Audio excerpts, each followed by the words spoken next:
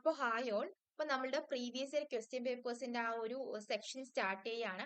ആദ്യമായിട്ട് നമ്മൾ തുടങ്ങാൻ പോകുന്നത് പൊളിറ്റിക്കൽ സയൻസിന്റെ ചാപ്റ്റർ 3 അപ്പം ഇത് അത്യാവശ്യം ലെങ്തി ആയിട്ടുള്ള ഒരു ഇതാണ്. അപ്പൊ അതുകൊണ്ട് തന്നെ എന്താ നമ്മൾ വേറെ ചാപ്റ്റേഴ്സ് ഉൾപ്പെടുത്തുന്നില്ല. അപ്പം ക്വസ്റ്റ്യൻസിന്റെ എണ്ണം കുറയുന്നതനുസരിച്ച് നമ്മുടെ ചാപ്റ്റേഴ്സിന്റെ എണ്ണം നമ്മൾ കൂട്ടി കൂട്ടി വരും. ഓക്കെ, ആദ്യം നമുക്ക് ഈ ചാപ്റ്റർ 3 നോക്കാം.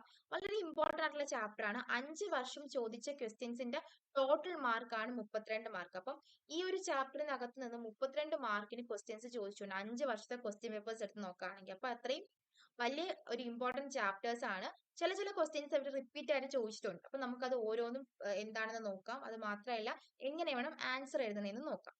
അപ്പോൾ ആദ്യമായിട്ട് നമ്മുടെ ചാപ്റ്ററിന്റെ പേര് വരുന്നത് difference between state, national, society, government. ഇതെന്താണ് ഒന്ന് ചെറിയ രീതിയിൽ പറഞ്ഞുതരാം. ഡീറ്റെയിൽ ആയിട്ട് ക്ലാസ് കേൾക്കണമെങ്കിൽ നമ്മുടെ ചാനലിലുണ്ട് കേട്ടോ.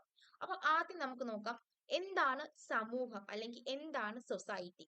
സമൂഹം എന്താന്ന് വെച്ചാല് ഒരു പ്രത്യേക ഭൂവിഭാഗത്തില് പൊതുവായിട്ടുള്ള സാംസ്കാരിക മൂല്യങ്ങൾ പങ്കിട്ട് ജീവിക്കുന്ന ഒരു വിഭാഗം ജനങ്ങളെയാണ് നമ്മൾ സമൂഹം എന്ന് പറയുന്നത്. അപ്പം ഒരു പ്രത്യേകമായിട്ടുള്ള ഒരു സ്ഥലത്ത് ഇപ്പൊ നമ്മൾ ആദിവാസി ഗോത്ര വിഭാഗക്കാരെ വേണമെങ്കിൽ പറയാം. അവരെന്താണ് പ്രധാനമായിട്ടുള്ള ഒരു സ്ഥലത്ത് അവരുടേതായിട്ടുള്ള ആഹാരങ്ങൾ കഴിച്ച് അവരുടേതായിട്ടുള്ള സംസ്കാരങ്ങളിൽ പങ്കെടുത്ത് വളരെ സമാധാനത്തോടു കൂടി ജീവിക്കുകയാണ്. ഇതിനെയാണ് നമ്മൾ സമൂഹം എന്ന് പറയുന്നത്. ഓക്കെ, ഇങ്ങനെ ഉള്ള നിരവധി സമൂഹങ്ങൾ ചേർന്ന് രൂപം കൊള്ളുന്ന ഒന്നാണ് രാഷ്ട്രം അല്ലെങ്കിൽ സ്റ്റേറ്റ് എന്ന് പറയുന്നത്. ഓക്കെ, അപ്പൊ സമൂഹം ക്ലിയർ ആയി, രാഷ്ട്രം ക്ലിയർ ആയി. നിരവധി സമൂഹങ്ങൾ ചേർന്ന് രൂപം കൊള്ളുന്ന ഒന്നാണ് നമ്മൾ രാഷ്ട്രം എന്ന് പറയുന്നത്. ഓക്കെ, ഇനി മൂന്നാം നമ്മൾ നോക്കാനായിട്ട് പോകുന്നത് എന്താണ് അസോസിയേഷൻ. അസോസിയേഷൻ എന്ന് വെച്ച് കഴിഞ്ഞാല് എന്താ രണ്ടോ അതിലധികമോ ആളുകൾ തമ്മിൽ എന്താ പൊതുവായിട്ടുള്ള എന്തെങ്കിലും ഒരു എന്തെങ്കിലും ഒരു ഉദ്ദേശം കാണും. എന്തെങ്കിലും ഒരു പൊതുവായിട്ടുള്ള ഒരു ഗോള് കാണും. പൊതുവായിട്ടുള്ള എന്തെങ്കിലും ഒരു ഉദ്ദേശത്തോട് കൂടി രണ്ടോ അതിലധികമോ ആളുകൾ തമ്മിൽ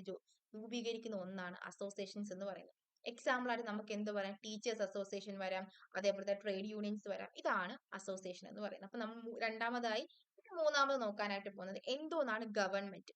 ഗവൺമെന്റ് എന്തോന്നാണെന്ന് ചോദിച്ചു കഴിഞ്ഞാൽ നമ്മുടെ അതായത് ഒരു രാജ്യത്തിന്റെ ഏറ്റവും ഇമ്പോർട്ടന്റ് ആയിട്ടുള്ള ഒരു ഘടകമാണ് ഗവൺമെന്റ് എന്ന് പറയുന്നത്.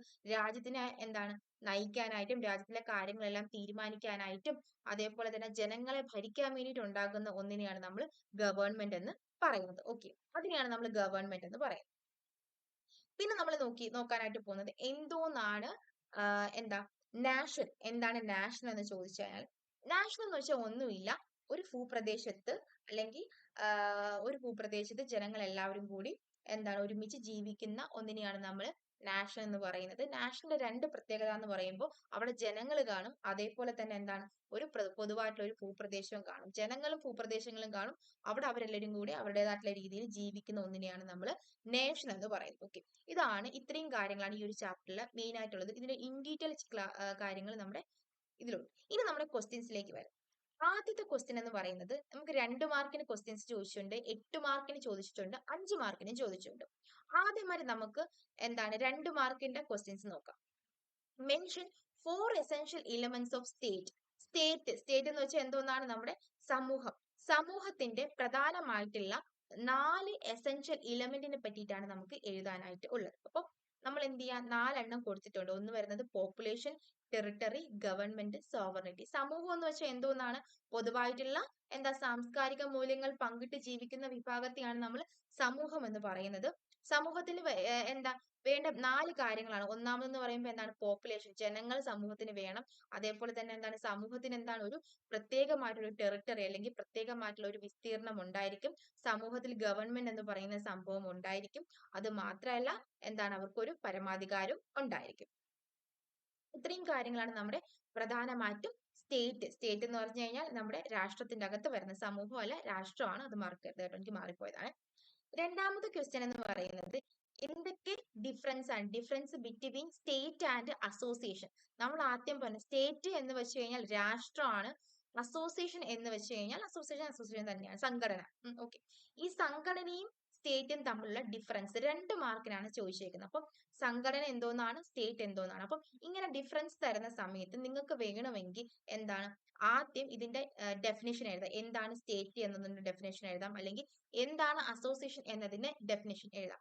അങ്ങനെ എഴുതിയിട്ട് വേണമെങ്കിൽ നിങ്ങൾക്ക് തുടങ്ങാം. അല്ലെങ്കിൽ ഇതേപോലെ 2 കോളം വരച്ചിട്ട് ഇവിടെ അതിന്റെ ഒരു സൈഡിൽ ഡെഫിനിഷൻ, രണ്ട് സൈഡിൽ മാത്രം ഡെഫിനിഷൻ എഴുതുക, എന്നിട്ട് പ്രധാനമായിട്ടുള്ള പോയിന്റ്സ് എഴുതുക. അതിനകത്ത് പ്രധാനമായിട്ടുള്ള പോയിന്റ്സ് മാത്രമാണ് ഉൾപ്പെടുത്തിയിട്ടുള്ളത്. ഓക്കെ, സ്റ്റേറ്റ് എന്ന് പറയുന്നത് നമുക്കറിയാം പെർമനന്റ് ആയിട്ടുള്ള ഒരു കാര്യമാണ്. അപ്പൊ നമുക്ക് സ്റ്റേറ്റിനെ ഒരിക്കലും മാറ്റാൻ പറ്റത്തില്ല. എന്നാൽ അസോസിയേഷൻ ടെമ്പററി ആണ്. എന്ന് വെച്ച് കഴിഞ്ഞാൽ എപ്പോ വേണമെങ്കിലും പിരിച്ചുവിടാം. സ്റ്റേറ്റ് എന്ന് വെച്ച് കഴിഞ്ഞാൽ ഫുൾ ആയിട്ട് നമ്മൾ അസോസിയേഷനെ കൺട്രോൾ ചെയ്യുന്ന ഒന്നാണ്. അസോസിയേഷൻ എന്ന് പറയുന്നത് സ്റ്റേറ്റ് പറയുന്ന കാര്യങ്ങളെല്ലാം അനുസരിക്കുന്ന ഒന്നാണ്. ഓക്കെ, ഇതാണ് പ്രധാനമായിട്ടുള്ള ഡിഫറൻസ്. ഇതിൽ കൂടുതൽ ഡിഫറൻസ് ഞാൻ തന്നിട്ടുണ്ട്, ഗൈഡിലുണ്ട്, ജസ്റ്റ് വായിച്ചു നോക്കുക. ഓക്കെ, രണ്ടാമത്തെ ക്വസ്റ്റ്യൻ ക്ലിയർ ആയെന്ന് തോന്നുന്നു. ഇനി മൂന്നാമത്തെ ആയിട്ടുള്ള ഒരു ക്വസ്റ്റ്യൻ, ഇത് 8 മാർക്കിന്റെ ക്വസ്റ്റ്യൻ ആണ്. അതിന്റെ അടുത്ത് 2 മാർക്കിന്റെ ഒരു ക്വസ്റ്റ്യൻ ഉണ്ട്. ഓക്കെ, പിന്നെ വേറൊരു കാര്യം, ഇത് നോക്കിക്കേ.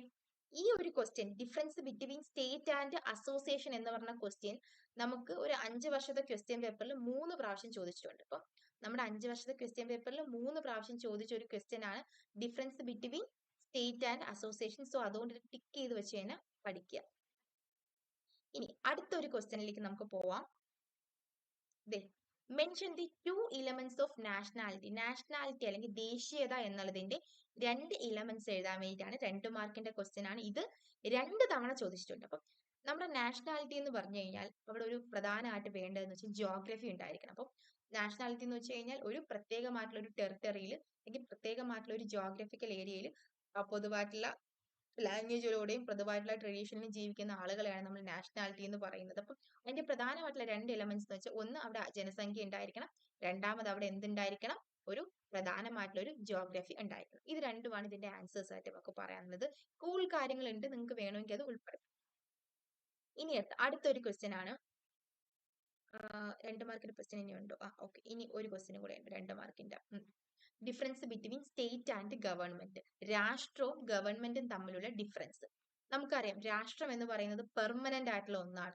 ഗവൺമെന്റ് എന്ന് വെച്ചാൽ നോട്ട് പെർമനന്റ്. കാരണം ഓരോ വർഷം ഒരു 5 വർഷം തിരഞ്ഞെടുപ്പ് വരുന്ന സമയത്ത് എന്താണ്, ഈ ഗവൺമെന്റ് മാറി മാറി വരും. ഓക്കെ, സ്റ്റേറ്റ് എന്ന് പറഞ്ഞ ഒരു ടെറിട്ടറി വേണം, അതായത് ഒരു പ്രത്യേകമായിട്ടുള്ള ജിയോഗ്രഫിക്കൽ ഏരിയ വേണം. എന്നാൽ ഗവൺമെന്റിന് എന്ത് വേണ്ട, ഒരു പ്രത്യേകമായിട്ടുള്ള ജിയോഗ്രഫിക്കൽ ഏരിയ ആവശ്യമില്ല. ഓക്കെ, ഇത് 2 മാർക്കിന്റെ ക്വസ്റ്റ്യൻ ആണ്. ഇത് ഒരൊറ്റ തവണ ചോദിച്ചിട്ടുള്ളൂ കേട്ടോ. ഇനി നമുക്ക് 5 മാർക്കിന്റെ ഒരു ക്വസ്റ്റ്യൻ നോക്കാം. ഇത് 2 തവണ ചോദിച്ചിട്ടുണ്ട് കേട്ടോ. ഓക്കെ, സ്റ്റേറ്റും സൊസൈറ്റിയും തമ്മിലുള്ള ഡിഫറൻസ്. ഓക്കെ, നമുക്കറിയാം സ്റ്റേറ്റ് എന്ന് വെച്ചാൽ എന്തോന്നാണ്, രാഷ്ട്രവും സമൂഹവും. സമൂഹം ഉണ്ടായാൽ മാത്രമേ എന്തുണ്ടാവത്തുള്ളൂ, രാഷ്ട്രം ഉണ്ടാവത്തുള്ളൂ. നിരവധി സമൂഹങ്ങൾ ചേർന്നാണ് എന്തുണ്ടാവുന്നത്, രാഷ്ട്രം ഉണ്ടാവുന്നത്. സമൂഹത്തിന് എന്ത് വേണ്ട, ഒരു ഫിക്സഡ് ആയിട്ടുള്ള ഒരു അതിർത്തി വേണ്ട. എന്നാൽ സ്റ്റേറ്റിന് എന്ത് വേണം, ഒരു ഫിക്സഡ് ആയിട്ടുള്ള ഒരു അതിർത്തി വേണം. സമൂഹം എന്ന് പറയുന്നത് ഒരു സോഷ്യൽ ആയിട്ടുള്ള ഒരു ഓർഗനൈസേഷൻ ആണ്. എന്നാൽ സ്റ്റേറ്റ് എന്ന് പറഞ്ഞ ഒരു പൊളിറ്റിക്കൽ ഓർഗനൈസേഷൻ ആണ്. 2 തവണ ചോദിച്ചിട്ടുണ്ട്, 5 മാർക്കിനായിരുന്നു കേട്ടോ. ഇനി നമുക്ക് നോക്കാം 8 മാർക്കിന്റെ ഒരു ക്വസ്റ്റ്യനിലോട്ട് പോകാം കേട്ടോ. 8 മാർക്കിന്റെ ക്വസ്റ്റ്യൻ ഇതൊരൊറ്റ തവണ മാത്രമേ ചോദിച്ചുള്ളൂ. നാഷനും നാഷണാലിറ്റിയും തമ്മിലുള്ള വ്യത്യാസം, അതായത് ദേശവും ദേശീയതയും തമ്മിലുള്ള വ്യത്യാസം. ദേശം എന്ന് പറഞ്ഞാൽ നമുക്കറിയാം ഒരു പൊളിറ്റിക്കൽ ആയിട്ടുള്ള ഒരു കൺസെപ്റ്റ് ആണ് ദേശം എന്ന് പറയുന്നത്. ഓക്കെ, പക്ഷെ ദേശീയത എന്ന് പറഞ്ഞാൽ നമുക്കറിയാം ഒരു സൈക്കോളജിക്കൽ ആയിട്ടുള്ള ഫീലിംഗ് ആണ്. അതായത് നമ്മുടെ ദേശത്തോടുള്ള സ്നേഹം, ദേശസ്നേഹമാണ് ദേശീയത എന്ന് പറയുന്നത്. ദേശം എന്ന് പറയുമ്പോൾ എപ്പോഴും എന്താണ്, ഇൻഡിപെൻഡന്റ് ആയിട്ടുള്ള ഒന്നാണ്. പക്ഷെ ദേശീയത ഒരിക്കലും ഒരു ഇൻഡിപെൻഡന്റ് അല്ല. ദേശത്തിന് എന്തില്ലാതെ, ദേശീയത ഇല്ലെങ്കിലും ജീവിക്കാൻ പറ്റും, പക്ഷെ ദേശീയതയ്ക്ക് ദേശമില്ലാതെ ജീവിക്കാനായിട്ട് പറ്റില്ല. ഇത് മാത്രമല്ല, വേറെ കുറെ പോയിന്റ്സ് നിങ്ങളുടെ ഗൈഡിലുണ്ട്, മാത്രമല്ല നോട്ടിലും ഉണ്ട്. ജസ്റ്റ് വായിച്ചു നോക്കുക. അങ്ങനെ നമ്മൾ മൊത്തത്തിൽ ഈ ഒരു ചാപ്റ്ററിൽ നിന്നും ഒരു 6 ക്വസ്റ്റ്യൻസ് ചോദിച്ചിട്ടുണ്ട്. ഓക്കെ, 6 ക്വസ്റ്റ്യൻസ് ചോദിച്ചിട്ടുണ്ട്. ചില ക്വസ്റ്റ്യൻസ് 1, 2, 3 തവണ ചോദിച്ചിട്ടുണ്ട്. ടോട്ടൽ 32 മാർക്കിനാണ് ക്വസ്റ്റ്യൻസ് ചോദിച്ചത്. അപ്പൊ നിങ്ങൾ ഇത് എങ്ങനെ പഠിക്കണമെന്ന് ചോദിച്ചാൽ ആദ്യം 3ാമത്തെ ചാപ്റ്റർ നല്ല രീതിയിൽ വായിക്കുക. അപ്പം ഈ ഒരു ചാപ്റ്ററിന്റെ ക്ലാസ് കേൾക്കാത്ത ആളുകൾ റെക്കോർഡഡ് ക്ലാസ്സസ് ഉണ്ട്, അതൊന്ന് ജസ്റ്റ് കേട്ട് നോക്കിയിട്ട് ഒന്ന് വായിക്കുക, നോട്ടും കാര്യങ്ങളും വായിക്കുക, ഗൈഡ് ഒന്ന് വായിക്കുക. എന്നിട്ട് എന്ത് ചെയ്യുക, ഈ ഒരു ചാപ്റ്റർ നിങ്ങൾ പഠിച്ചു എന്ന് നിങ്ങൾക്ക് പൂർണ്ണ ബോധ്യം ഉണ്ടെങ്കിൽ നിങ്ങൾ എന്ത് ചെയ്യുക, ഈ ക്വസ്റ്റ്യൻസ് ആൻസേഴ്സ് നോക്കാതെ ക്വസ്റ്റ്യൻസ് ഒരു പേപ്പറിലോട്ട് എഴുതിയിട്ട് നിങ്ങളെ കൊണ്ട് കഴിയുന്ന രീതിയിൽ നിങ്ങൾ എഴുതാൻ നോക്കുക. ക്വസ്റ്റ്യൻസ് എഴുതിയിട്ട് നിങ്ങൾ തന്നെ ആൻസേഴ്സും എഴുതാൻ നോക്കുക. നിങ്ങളെ കൊണ്ട് എഴുതാൻ പറ്റുമോ നോക്കുക, പ്രാക്ടീസ് ചെയ്യുക. നമ്മുടെ എക്സാമിന് കൂടുതലായിട്ടും ആൻസേഴ്സ് എഴുതി പ്രാക്ടീസ് ചെയ്താൽ മാത്രമേ നമുക്ക് പറ്റത്തുള്ളൂ. അപ്പം നിങ്ങൾ തന്നെ ഇങ്ങനെ എഴുതി നോക്കുക. അപ്പൊ നിങ്ങളെ കൊണ്ട് പറ്റാന്നുണ്ടെങ്കിൽ നിങ്ങൾ എന്ത് ചെയ്യുക, ഓക്കെ ശരി, നിങ്ങളെ കൊണ്ട് പറ്റും, നിങ്ങൾ തന്നെ അത് കറക്റ്റ് ചെയ്യാൻ നോക്കുക. ഓക്കെ, പറ്റാത്ത ക്വസ്റ്റ്യൻസ് വരാന്നുണ്ടെങ്കിൽ വീണ്ടും പഠിക്കാൻ നോക്കുക. ഇമ്പോർട്ടന്റ് ചാപ്റ്റർ ആണ്, അപ്പൊ അതുകൊണ്ട് നിങ്ങൾ സ്കിപ്പ് ചെയ്യാതെ ഇതൊന്ന് പഠിച്ചു തുടങ്ങാനായിട്ട് നോക്കുക. ഓക്കെ, അപ്പൊ ശരി, നമുക്ക് അടുത്ത ക്ലാസ്സിൽ കാണാം.